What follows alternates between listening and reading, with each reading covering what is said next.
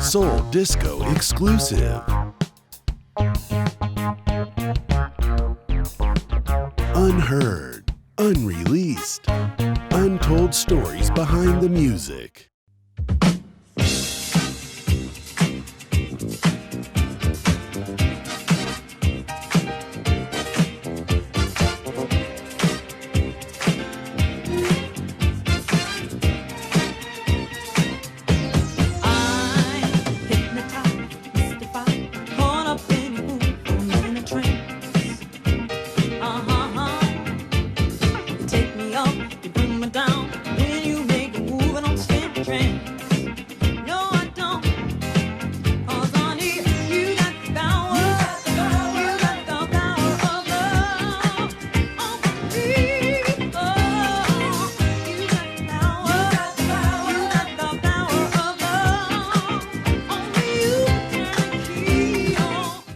Hi Nadine, this is Wardell Piper, and I just thought that I would give you this video in place of anything else because I just felt like this is something that you continuously could refer to as you needed to. And thank you so much for giving me the opportunity to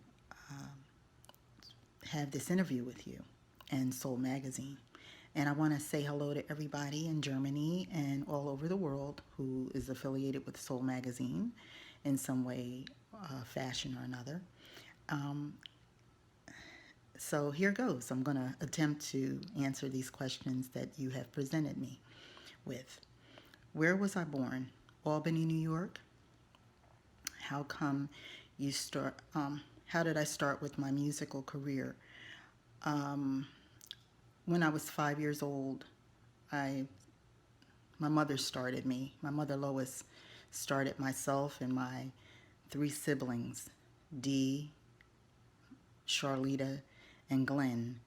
We sang gospel music in the churches all over Albany, New York from the time I was 5 years old. And that's how I got started with my musical career. Was it something that I always wanted to do? Or did it just happen? Well, like I just stated, my mother started me in music, period. And I really would have known nothing about music or very little about music if it hadn't been for my mother. And when did I start working with music? Well, as I stated, I started when I was 5. And who was my biggest influence? Well, when I was 7, I was watching Ed Sullivan, and I saw Diana Ross when she was performing with the Supremes. And at that moment, I knew that that's what I wanted to do. I wanted to be an entertainer, a performer, you know, more so than being a singer. I love singing, but performing is something that is near and dear to my heart. So if you come to one of my shows, I'm going to give you a performance because I love to perform. How did First Choice start for me?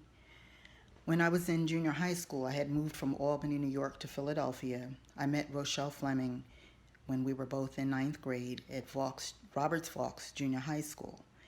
And Rochelle and I were both in a choir, and she heard me singing next to her in the choir and told me she had a group and wanted to know if I would join her group. And I said yes. And we started out as the Debonettes. And when we were in 10th grade, we got to be, we were in the Music Magnet program at Overbrook High School. And that's where we met Annette Guest in Overbrook High School the next year. While we were in the choir. So we brought Annette in. We heard her singing and we brought her in. Okay. How did I meet Rochelle Fleming? Well, I just explained how I met Rochelle and Annette. And there was someone else that was in the group with us before Annette. Her name was Mulaney McSears. And there was another girl as well, but I don't remember her name. And when the other girl left, it left Mulaney, myself, and Rochelle. We needed another girl, and that's when we brought Annette into the group. As far as uh, as far as we know, you were on the first album, Armed and Extremely Dangerous. Uh, there was no photo of you with the group. I wasn't mentioned. How did this happen? Well, I guess it was just, a business decision that they made at the time. And I do get credits, though, now for being on that album. And I guess that's how it happened. What do I remember from the recording sessions of the album? Well, what I remember was working with Norman Harris and Al Felder, who Norman was a guitar player and Al Felder uh, wrote the lyrics. And they had written other songs as well, not just for First Choice, but for other people.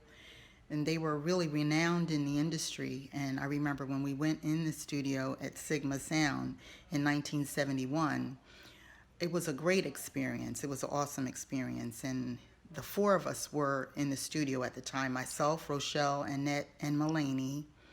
And Mulaney left the group in right after we did This Is the House Where Love Died and One Step Away. Those two songs were our first songs. That's the first effort that we did on that album. And Mulaney got married and went into private life. So that left myself, Annette, and Rochelle. And we went into the studio the next year.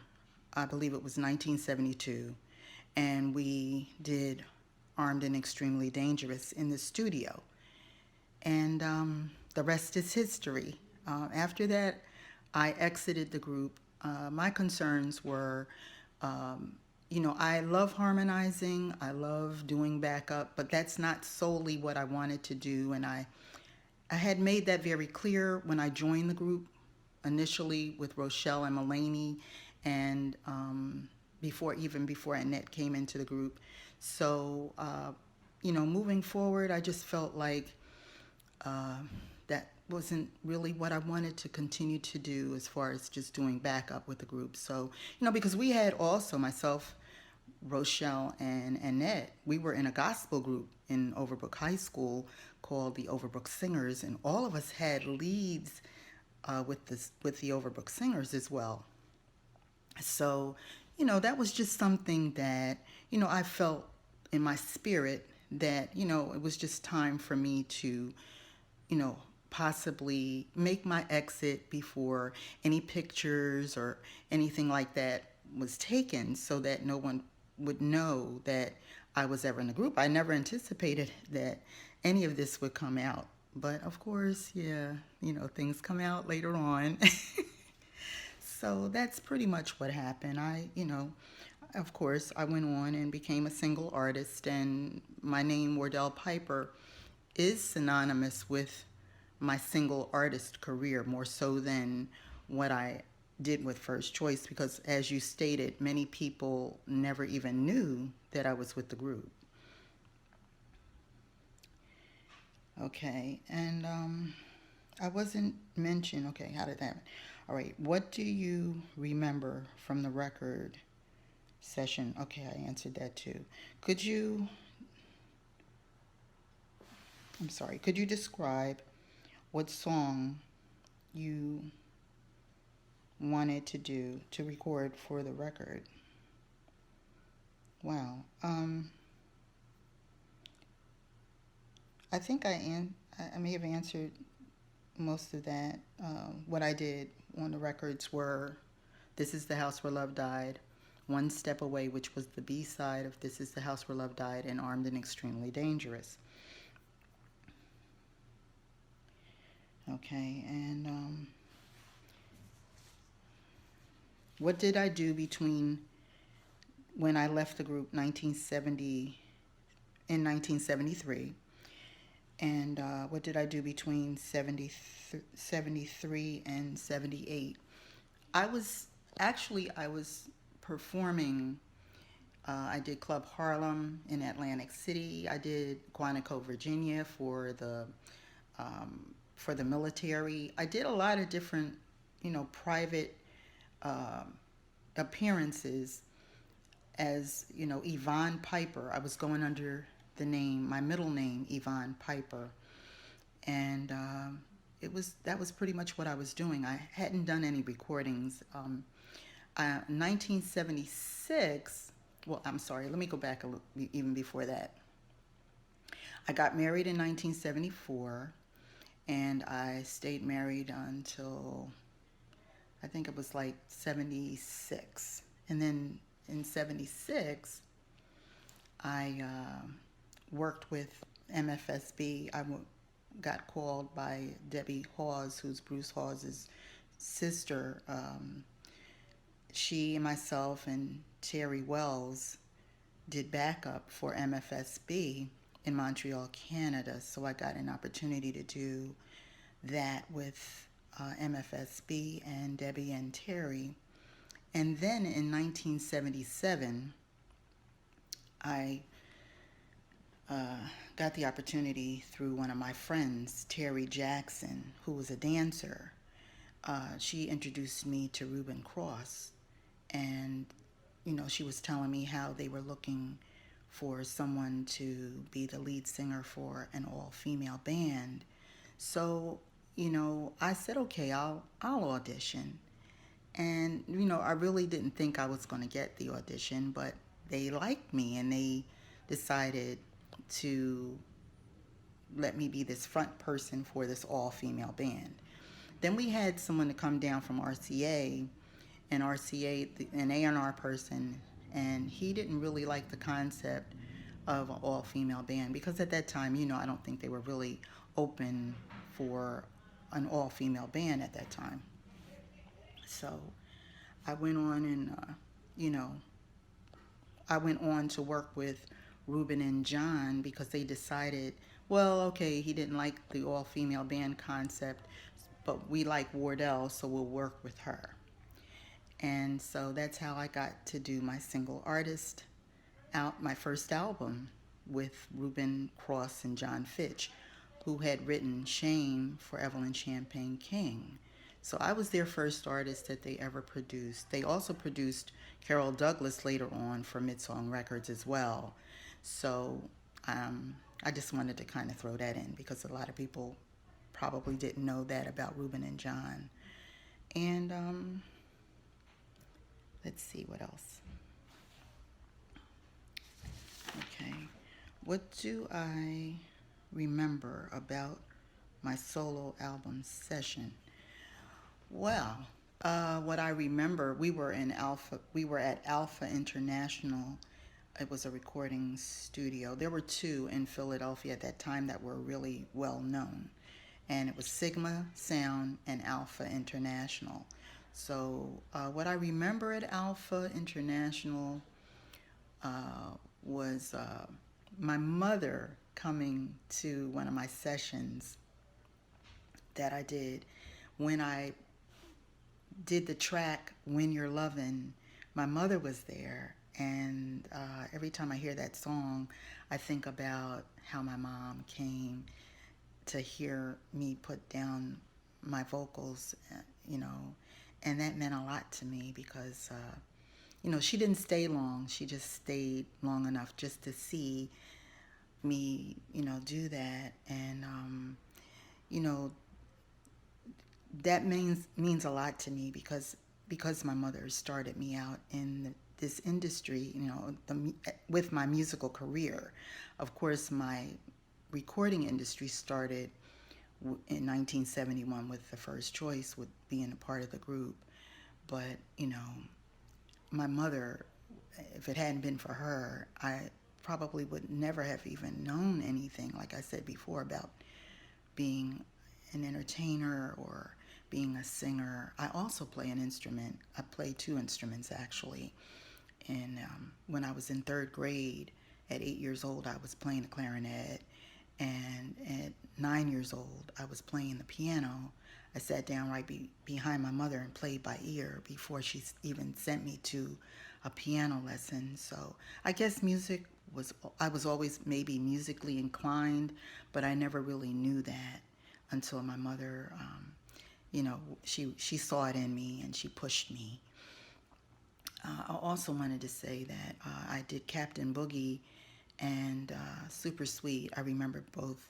Of course, I remember every song I did on my album in the studio, but Captain Boogie was the first song that was released in 1978, but it went on the charts at number 33 in 1979. But Midsong released Captain Boogie in 1978.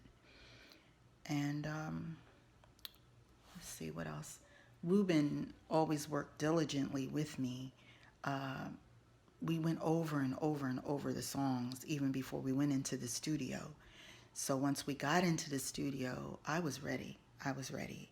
I just, I gave it everything I had, and I had so much fun. It was amazing.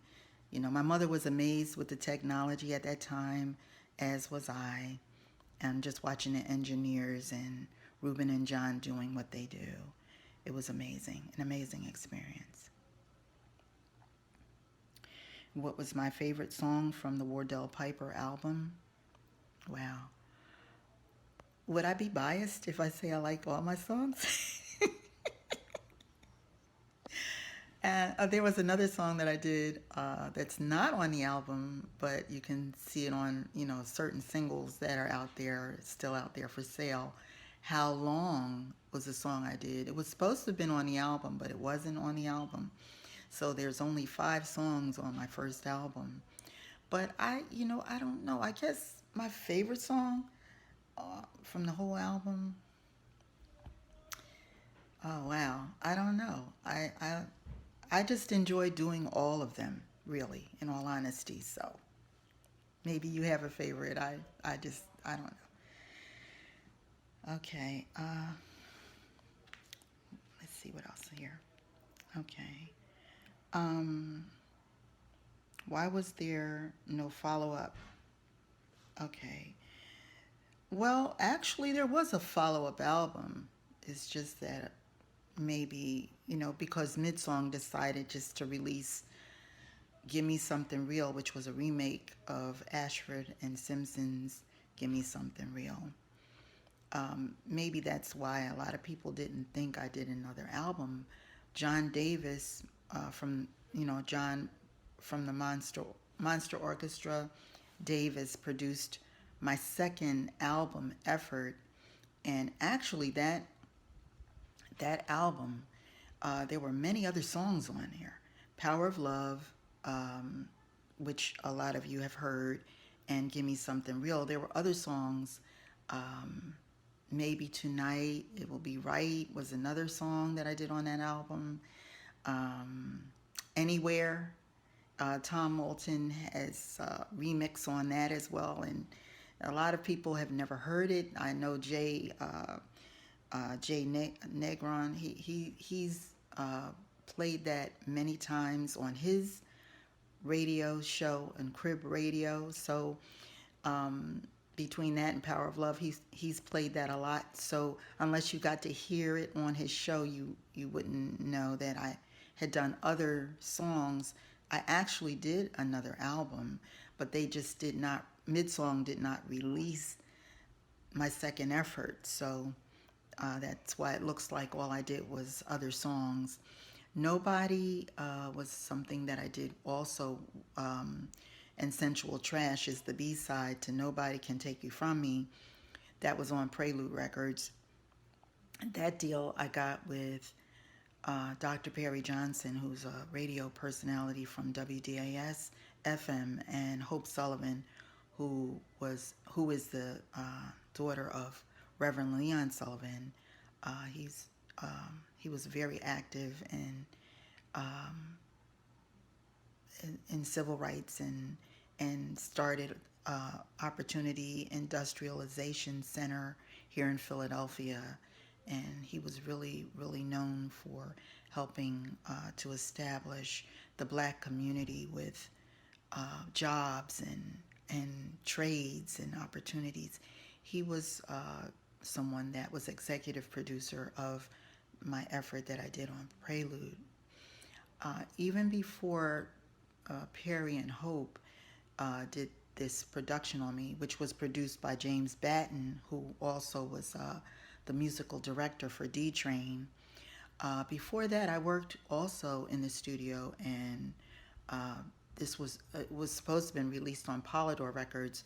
I did a song, two songs, with and I got a deal with Polydor Records with Raymond Donez, who was the keyboard player for Cerrone. I worked with him as well, and in the early '80s, and but that music was never released. It was a song called New York's Streets of New York City and Now's the Time. Those two songs I did with him, and they were very good songs, but no one ever heard them because the production deal did not go through with Polydor. So there you have it. So yes, I did a lot of other things, backtracking, Sweet Surrender, Come On Back to Mama. I did also with Victor Scott, and that was on Sam Records. That was after Midsong. So there were lots. I made a lot of attempts in this industry with a lot of different producers. That was not my choice. That was just the way that, unfortunately, it goes sometimes in this business. So moving forward, my next, even before that, in 2015, I have a new CD entitled Spell, and it was produced by Butch Ingram, and that was just released in 2015 on Society Hill Records. So that can be found on Amazon, uh, dustygroove.com, iTunes, and you can you can listen to it on YouTube. It's also on towerrecords.com and fye.com. So I'm still putting material out there. It's just that, uh, it's just a different industry now, and pretty much everything is social media, as we know. So you may or may not get to hear it unless you know that it's out there. And so I do have new material out. I am working on going back in the studio. The next time I go back in the studio, I'm going to be producing my own efforts the next time. And I also am working on my 40th anniversary as a single. It's coming up in 2018. That will be 40 years that my first single, Captain Boogie, was released. So between 2018 and 2019, I will be having a 40th anniversary celebration, and I'll keep you posted. I haven't decided. I have decided where I want to have it, but haven't had anything confirmed yet. But when I do, I will definitely let you know about that as well. Okay, and let's see what else.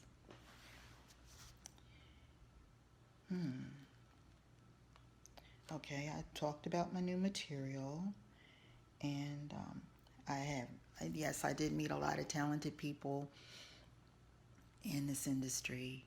Um, so many people. I mean, wow. Who stood out the most to me?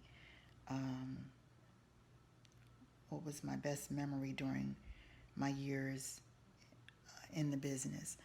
I have to say Sylvester. When I opened up for Sylvester in 1980 at Constitution Hall in Washington, D.C.,